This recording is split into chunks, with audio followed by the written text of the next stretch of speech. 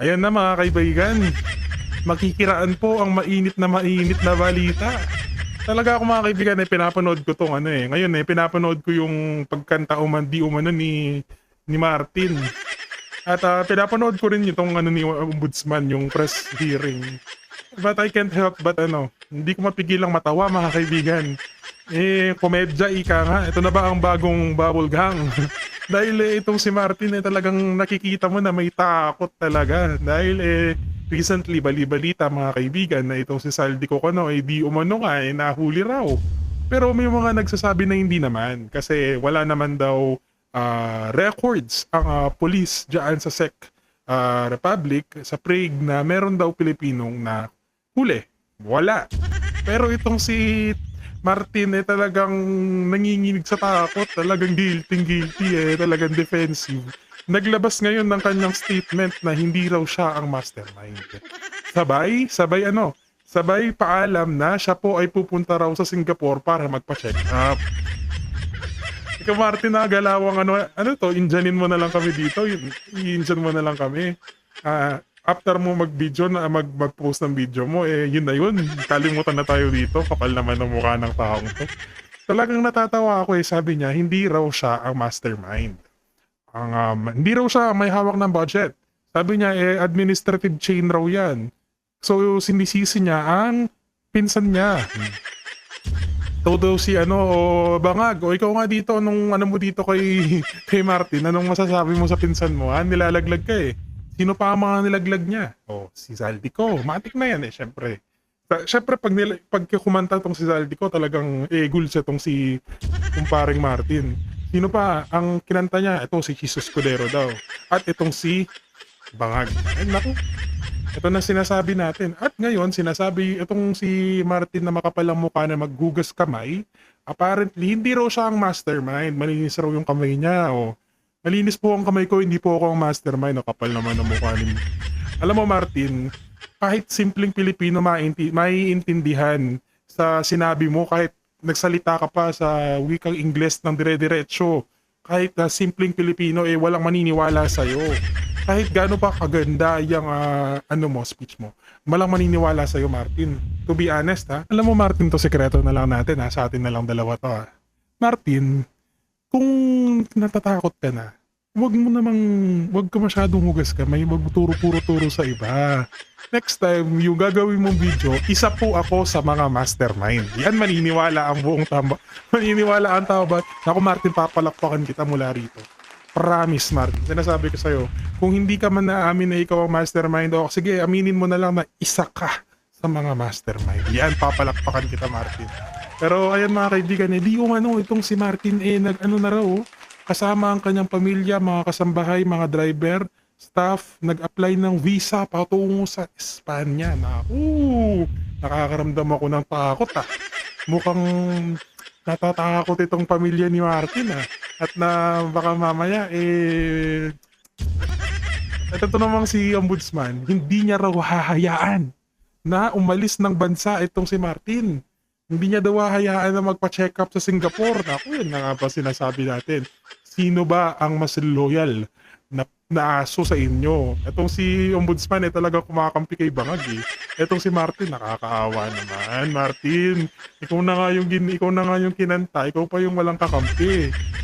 Napahaba ang intro mga kaibigan. Huwag niyo pong kalimutan mag-iwan ng like and subscribe. This is Page Gen Z, ang boses ng Gen Z sa mga isyong pampolitika dito sa ating bansa. Mga kaibigan, nauna na yung reaction ko kanina na-film ko na kaya panoorin nyo ngayon yung reaction ko. Papanoorin natin katapos ng intro na to, napahaba yung intro natin. Panoorin natin yung pagbanat natin dito kay kumpare nating Martin. At dito nakakatawa lang dahil hindi gumagana ang Madriaga script. Gawa silang bagong drama. Kasi yung mga popcorn nyo, ilabas nyo mga kaibigan, sabay-sabay nating panoorin yung drama ng bagong drama sa politika ng Pilipinas ngayon mga kaibigan. Ayan, panoorin natin mga kaibigan itong video mo to. Magandang araw sa inyong lahat. For a long time, I chose to remain silent. I did so out of respect for the legal process. I did so because I did not want to add more noise to an already divisive issue. I did so because I believed that if I cooperated fully, submitted myself to the proper authorities, and answered every question asked of me, the truth would eventually speak for itself. But there comes a point when silence is no longer prudence. My silence has been abused and weaponized to build a narrative that is false, twisted, and unfair. So let me be clear. I will not keep quiet anymore. I will face this head on, and I will speak with facts because the truth deserves to be heard. Today, I am taking this opportunity to speak directly to the Filipino people. From the start of this controversy, I have been cooperative. I personally appeared before the proper authorities. I voluntarily submitted my affidavit to the ICI. I provided the information and documents asked of me. I did not hide. I did not run. I did not evade scrutiny. I faced it head on within the proper channel because I know there is no evidence that proves I committed plunder, conspiracy to commit plunder, or any similar offense that the Ombudsman may be contemplating against me. And because I have nothing to hide, I am today authorizing the immediate public release of the affidavit I submitted, together with all supporting information so that the Filipino people can judge for themselves who has been transparent and who is simply being politically targeted. Now let us address the most absurd accusation of all, that I am supposedly the mastermind of this corruption scheme. How can I be the mastermind? I was the former Speaker of the House of Representatives, but the House of Representatives is only one part of the branch of government, the legislature. The national budget is not conceived, executed, implemented, bidded out, supervised, and completed by one congressman or even by Congress alone, and certainly not by the Speaker of the House. I want to make this simple and clear. The national budget does not depend on just one person. The budget does not begin in the House. It begins in the executive. The agencies and departments prepare their Ayan na. proposals. Laglagan na. The executive consolidates them into the National Expenditure Program, Oh. and that program is then submitted to Congress. Ayun. From there, the House deliberates, but the House is not one person, and it is certainly not the Speaker alone. It is a collegial body made up of hundreds of members, multiple committees, vice chairs, and institutional processes. In fact, there are around 85 committees, each with its own jurisdiction, leadership, and members. No speaker can personally control every committee, much less direct the actions of other branches or government agencies. And in the Appropriations Committee itself, there are already more than 100 members, with many vice chairs, and Representative Toby Tiangco, who has been very Ayun, vocal and dinamay pa upfront si on this issue over the Tong past Toby. months, was himself a vice chair of the Appropriations Committee. Turo-turo na nga mga kaibigan, na nga ba tayo? Laglag baryagang na nga ba sinasabi natin, no? Una, sinisi ni Tamboloslos itong si si Pinsan. Pinsan Ngagba. Bangag. Oh, ngayon, sinisisi niya ngayon si Kong Toby. Tapos kanina, apparently, may nabanggit siya na hindi lang naman daw ang Congress ang may hawak ng budget, which is true. Which is true. Hindi naman talaga ang Congress lang naman talaga pero yan ay may kumpas at merong ang tawag dito blessing merong basbas ng ehekutibo, ng executive. Ngayon at masasabi lang natin dito, nilalaglag na ni Kuya mo Martin tong si pinsan niya no? At ngayon nagre-request daw di umano ng travel papunta Singapore para magpa-doktor itong si Martin. Naku. Ano yan? Takas-takas na ba tayo dito? Injan-injan na lang. Tapos sabi ba dito, may bali-balita na di umano ang master thief meron kasama ang kanyang driver, pamilya, mga household staff, mga katulong, nag-apply ng visa papunta sa Spain. Naku, tatakas na nga ba? Natakot na ba na baka mamaya mahuli itong si Saldico at kumanta, magsilaglagan na lahat ng mga mga kaibigan nakikita natin. Itong si Martin talagang kung hindi ka guilty, sasabihin niya pa yung mga daw niya, affidavit daw niya na pinasa sa ICI, ipopublicize na raw niya. For your information, yung ICI din, kayo lang din naman dyan ang nandyan sa likod niyan. So what's the point? At ngayon, sinisisi niya ngayon itong si Chiswis, si Senator Chis Escudero, maging itong si Bongbong Bangag, na sila daw di umano ang nasa likod ng the insertions, appropriations. Titignan natin mga kaibigan yung sa Congress kasi ang budget, dyan nila inaano yan pinag-uusapan Kapag na-approve yan, ipapasa. Tapos hanggang ang pinakahuling pipirma niyan ang Pangulo. Bakit kung sakaling, ito na lang hindi kayo magkaano ni Bangag, magka-tandem at nakita ni Bangag na labis-labis at may mga mali sa budget appropriation, di ba dapat hindi niya pipirmahan? O bakit pa rin pinirmahan? Bakit pinirmahan ni Bangag yung budget na ginawa niyo? It means aware siya sa mga ginagawa niyo dyan na insertions at appropriations. Yun lang naman. So, alam mo Martin, kahit sino pang ituro mo dyan, kahit ituro mo pa ako na walang kinalaman dyan, wala nang taong maniniwala sa'yo. At this point, ang mga taong bayan nakadikdik na sa kanilang isipan na ikaw at ang iyong pinsan at kung sino-sino pa ang mga dinamay-damay nyo na mga galamay nyo dyan, ang mga mastermind dyan sa flood control scam. Ganyan na lang Let's put it that way, Martin. Kahit kahit umiyak ka pa ng bato, wala nang Pilipinong maniniwala Committee sa'yo. in the previous Congress. So I have to ask, if there were real concerns about irregularities in the budget process, why were these not formally raised during the deliberations or even during the plenary? Hindi naman yan i-raise kasi nga, di ba alam nyo na yan behind the scenes Napag-usapan nyo na yan Bakit kailangan pang i-raise? Alam nyo, hindi naman dapat magkakaproblema ng flood control. Kayo lang may alam niyan. 3 taon na yung mga scam na yan. 3 taon na yung lumipas nang walang nakakaalam.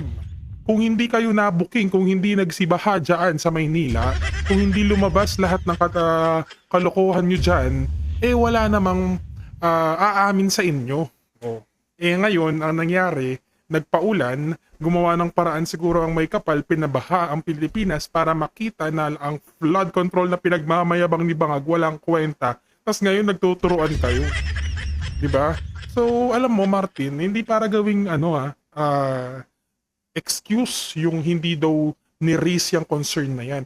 In the first place, walang magre-raise dahil kayo mismo alam niyo yan. So Martin, sekreto lang natin to tayo lang nakakaalam Martin In the first place, kayo may alam yan. Secret lang natin yan Martin Baka mamaya The budget umiyak-iyak ka na deliberation naman. does not stop in the House. The Senate also conducts its own deliberations, reviews its own version, and plays its own role in shaping the final budget, and it is not a bystander. It is an active constitutional participant in this process. After that, the House and the Senate reconcile their versions in the bicameral conference committee.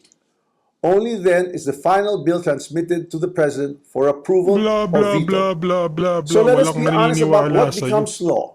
The national budget is not the act of one person or one chamber. It is the product of a constitutional chain involving the executive, the House, and the Senate. Okay, Martin. Okay, yan. Naniniwala kami dyan. Dahil yan ay nakasulat sa saligang batas. So, we believe, okay? Kung sakali man hindi actually, ganito na lang. Let's put it this way. Ang budget, pag-approve ng budget, hindi lang nakasalalay sa'yo. Okay, hindi lang nakasalalay sa'yo. Marami kayo, sabi mo, it is a chain, sabi mo ng administrative branches. Sabihin na natin nandyan si Bangag, batik Siyempre, share kayo dyan sa mga nakawin. Wala naman sa'yo lang yan. Dinakulong ka kung sa'yo lang yan. Talagang lalaglag ka ni Bangag. Sabihin na natin, lahat kayo involved. Wag mo nang bakit ka naghuhugas kamay? Wag kang maghuhugas kamay at magmamalinis. Ituturo mo kung sino-sino. Kasama siya. Uy, baka nakakalimutan mo, kasama ka rin. Hindi na para magturo-turo. Alam mo Martin, ganito na lang. Kapag gusto ko, yung next time na gusto ng taong bayan, panigurado gusto rin ito ng mga ka-Gen Z natin dyan. Ikaw Martin, gusto ko yung next na video mo ganito. Isa po ako sa sangkot. Ayan, ganyan na lang Isa po ako sa mastermind. Hindi po ako ang mastermind pero isa po ako sa mga mastermind. Ganun dapat, Martin. Hindi yung para sa This is magsayang something I tayo ng want the oras public to dito. understand. The budget process is collective, multi-layered, and shared. Accountability must apply to everyone involved, not selectively assigned after the fact, and certainly not when it becomes politically useful. If corruption were to occur in a magnitude made known to us over the past months, then it's clear that the real corruption does not happen at the level of the general legislative approval alone. It happens at the level of execution of the General Appropriations Act. It happens when projects are implemented. It happens where projects are actually implemented, where procurement is undertaken, where monetary disbursements are actually made. And it happens when substandard projects are passed off as legitimate or when ghost projects are made to appear real. That is why command responsibility is far more logically relevant in the executive branch, where there is actually supervision, operational control, and implementation on the ground, than in the collegial legislative body, where constitutional role is deliberation and appropriation. Congress does not build flood control projects. Congress does not conduct procurement. Congress does not inspect whether a project was actually completed. Congress does not certify whether the work done was substandard or not. So if the allegation is that there was a systemic corruption in flood control implementation, then the public should ask the obvious question: where does implementation actually happen? Definitely not in the session hall of the House of Representatives. Here's the simplest way to test that theory that I am the mastermind of this scheme. If I were truly involved in a fraudulent scheme of this nature, then the first place one would expect to see that pattern would be in my own district, in the projects most easily associated with me. You would have seen it in Tacloban, but I say this with absolute certainty. You won't see it in my district. My district has 0 ghost and 0 substandard flood control projects. 0. And that is verifiable. To prove this point, I'm authorizing my staff to share and release to the public the list of all the projects in my district that the authorities may deem attributable to me. Let the public scrutinize and verify for themselves. As I already mentioned, corruption of this scale is not a one-man operation. It requires 2 things: budget decisions and implementation on the ground. With respect to how the budget was deliberated in Congress, let me say this categorically. I was not a part of the BICAM and the small committee budget deliberations. Yes, I was updated on the general outcomes of the deliberations, but I had no visibility with regard to the specific details of the discussions, including particular amendments or insertions approved during these closed-door deliberations. Records would show that I did not participate in those meetings and I was not privy to what exactly transpired during the deliberations. However, 2 people were instrumental in making those budget decisions: Chis Escudero and Zaldico. Ayun. And once the budget becomes law, May the naturo work na of naman. implementing flood control projects, or any project for that matter, is solely within the purview of the executive, including the DPWH, certainly not by legislators. I understand the anger of the public. The Filipino people have every right to be angry because stolen public funds are taxes derived from hard-earned money. I'm not asking the public to look away. I'm asking everyone to look where the evidence points, not where it is politically convenient or politically motivated. So I ask the Ombudsman and the public these questions. Who has been named in sworn testimonies and affidavits? Whose name actually appeared in credible accounts made under oath? If there are sworn accounts pointing to other personalities across the chain, whether in budget deliberations or in implementation, then those leads must be pursued with the same seriousness and the same urgency. Accountability cannot be selective. For months, I chose silence because I believe in our legal system and in the rule of law. But my silence is now being exploited with politically engineered and fabricated narratives. What's even more disturbing, and this is something that cannot be ignored, is that there are emerging indications that certain sectors are attempting to weaponize individuals, including Zaldico, to construct a narrative that serves their own interests. So when the legal processes is being used against me as a political demolition job, then I will have no choice but to defend myself. And I will defend myself fully. I will not allow myself to be turned into the scapegoat so that others who are actually accountable can walk away clean. If this is a political play to push me out and close the story, tarnishing my name and my reputation, Nakakatawa. then I'm telling everyone now, I will not go quietly and I will not go alone. I will not be the fall guy for other people's corruption. I have been in public life long enough.